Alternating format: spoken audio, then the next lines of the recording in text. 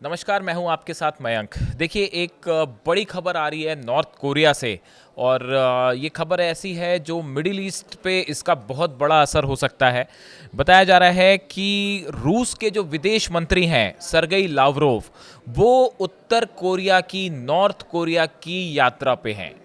रूस के विदेश मंत्री नॉर्थ कोरिया की यात्रा पे हैं।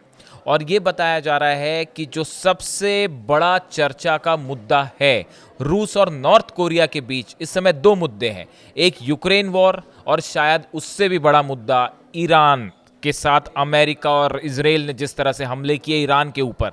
तो ईरान और यूक्रेन, ये दो बड़े मुद्दे हैं जिसको लेकर रूस और नॉर्थ कोरिया के बीच में बात हो रही है। जो रूस के विदेश मंत्री हैं सरगेई लावरोव, ये उत्तर कोरिया के नॉर्थ कोरिया के जो विदेश मंत्री हैं चोई सोन हुई, इनके साथ इनकी मुलाकात हुई है। और ये बताया जा रहा है कि इस मुलाकात में बड़े डिटेल में ईरान को लेकर चर्चा हुई है। देखिए, यूक्रेन को लेकर तो बात हुई, लेकिन हमारा मेन कंसर्न इस वीडियो में जो है वो ईरान को लेकर है। बताया जाता है कि सरगेई लावरोव का जो प्लेन है वो नॉर्थ कोरिया के वॉनसन शहर है, यहाँ पे लैंड किया। और उसके बाद वो जो है संडे तक, मतलब आज पूरा दिन जो है वो नॉर्थ कोरिया में रहेंगे।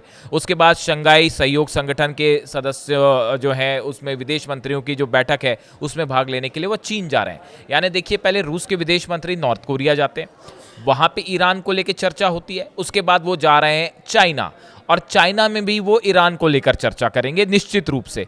यानी आप देखिए, ईरान को लेकर रूस का क्या पॉइंट ऑफ व्यू है, नॉर्थ कोरिया का क्या पॉइंट ऑफ व्यू है, और चाइना का क्या पॉइंट ऑफ व्यू है, ये रणनीति अगले 1 से 2 दिन में पूरी तरह तय हो जाएगी। अब देखिए, थोड़ा सा इसका बैकग्राउंड समझना पड़ेगा आपको कि रूस के राष्ट्रपति व्लादिमीर पुतिन और डोनाल्ड ट्रंप के बीच पर फोन पर अभी हाल ही में 1 घंटे तक बात हुई। रूस को लेकर भी बात, यूक्रेन को लेकर भी बात हुई, और ईरान को लेकर भी बात हुई थी। जिसके बाद ट्रंप ने यह कहा कि मैं इस पूरी बातचीत से निराश हूं। उन्होंने बताया कि मैं पुतिन को लेकर ज़्यादा खुश नहीं हूं।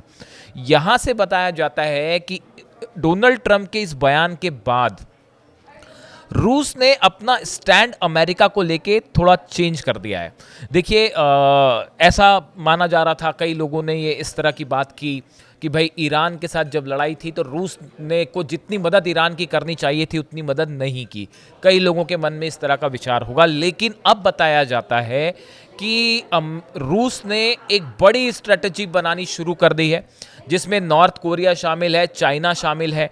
और अगर आने वाले वक्त में, जैसा कि बताया जा रहा है कि 60 दिन का टाइम दिया है डोनाल्ड ट्रंप ने कि 60 दिन के अंदर एक न्यूक्लियर डील पर पहुंचे ईरान, वरना हम फिर स्ट्राइक कर सकते हैं। इस तरह की बातें सोशल मीडिया में चर्चा हो रही है। देखिए, इन हालात में अगर अमेरिका फिर से हमला करता है या इजराइल हमला करता है, तो फिर रशिया का क्या पॉइंट ऑफ व्यू होगा, नॉर्थ कोरिया का क्या रिएक्शन होगा, और चाइना क्या करेगा। इन तीनों को लेकर एक कॉमन स्टैंड बनाने की कोशिश हो रही है ईरान को लेकर, ताकि अमेरिका या इजराइल अब उस तरह से ईरान पर हमला ना कर पाए जैसा पिछली बार किया। देखिए, ये अभी हाल ही में जो ये खबरें आई, ये आपने देखी कि किस तरह से चाइना ने जो है वो J-10 फाइटर जेट्स ईरान को दिए हैं। साथ ही ये भी खबर आ रही है कि मिसाइल डिफेंस सिस्टम भी चाइना की तरफ से दिया गया है। तो ईरान अपने को तेजी से मजबूत करने में जुटा हुआ है, खासकर एयर डिफेंस के मामले में और एयरफोर्स के मामले में। और साथ ही ईरान की तरफ से ये भी साफ कर दिया गया है कि किसी तरह का यूरेनियम एनरिचमेंट नहीं रोकने जा रहा है ईरान, और कार्यक्रम तेजी से आगे बढ़ेगा। इससे ये बात मानी जा रही है कि कुछ दिनों में फिर वही स्थिति खड़ी हो जाएगी जहां से पूरा मामला शुरू हुआ था। इन हालात में अब रूस, नॉर्थ कोरिया और चाइना ये चाहते हैं कि इस बार एक कॉमन स्टैंड लेके अमेरिका और इजराइल को बिल्कुल भी ईरान के ऊपर हमला ना करने दिया जाए या एग्रेसिव ना होने दिया जाए। और इसके लिए बताया जाता है एक कॉमन स्ट्रैटेजी बनाई जा रही है रूस, नॉर्थ कोरिया और चीन के द्वारा। देखिए, अभी हाल ही में खबर आई कि नॉर्थ कोरिया करीब 30,000 सैनिक भी भेजने जा रहा है यूक्रेन, रूस को भेजने जा रहा है, जो यूक्रेन से युद्ध करेंगे बॉर्डर पे। यानी नॉर्थ कोरिया ऑलरेडी अपने सोल्जर्स भेजने के लिए तैयार है रूस के लिए, और पहले भी भेजे थे। पहले 11,000 शायद कुछ सोल्जर्स भेजे थे, अब 30,000 भेज रहा है। चर्चाएं तो ये भी है कि क्या नॉर्थ कोरिया ईरान की मदद के लिए भी सेना भेजने को तैयार है। जब रूस के लिए भेज सकते हैं तो ईरान के लिए क्यों नहीं, ऐसी भी बातें चर्चा है। हालांकि इसकी अभी कोई पुख्ता जानकारी नहीं है।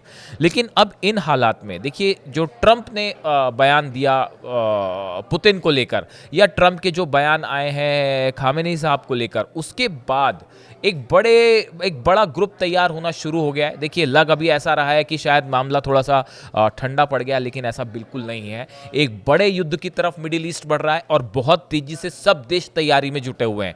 और इस बार रूस, चीन, नॉर्थ कोरिया ये एक मजबूत रिएक्शन देना चाहते हैं ईरान को लेकर। अगर किसी ने हमला करता है कोई ईरान के ऊपर, या मिडिल ईस्ट में अमेरिका अपना प्रभाव बनाने की कोशिश करता है, या इजराइल एग्रेसिव होता है, तो उसका करारा जवाब दिया जाए। इस तरह से एक रणनीति तैयार हो रही है। और देखिए, इन तीनों की मुलाकातों में ईरान का रुख भी रखा जा रहा है। हाल ही में ईरान के जो विदेश मंत्री हैं, उन्होंने जो है सर्गेई लावरोव, रूस के विदेश मंत्री से बात की थी। रूस के विदेश मंत्री का बयान भी इस तरह से आया था कि अमेरिका ये चाहता है कि मिडिल ईस्ट में जो है वो एक अपना प्रभाव लगातार बढ़ाना चाह रहा है, और कोशिश ये कर रहा है कि बाकी के जो देश हैं वो आपस में उलझे रहें।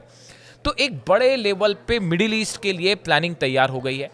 अब ये आने वाले 60 दिनों में किस तरह से ईरान अपने आप को और मजबूत करता है, कौन से देश ईरान को हथियार दे रहे हैं, किस तरह से ईरान का एयर डिफेंस सिस्टम और मजबूत होता है, ये बड़ा एक देखने की बात है कि कौन से देश हैं जो ईरान की मदद के लिए सामने आते हैं, और अमेरिका का रिएक्शन अब क्या होगा न्यूक्लियर एनरिचमेंट को लेकर। इन हालात में रूस, नॉर्थ कोरिया और चाइना की ये जो बैठक होने जा रही है, ये बेहद अहम है। हम इससे जुड़ी जो भी खबर होगी वो हम आप तक पहुंचाएंगे। Thank you so much.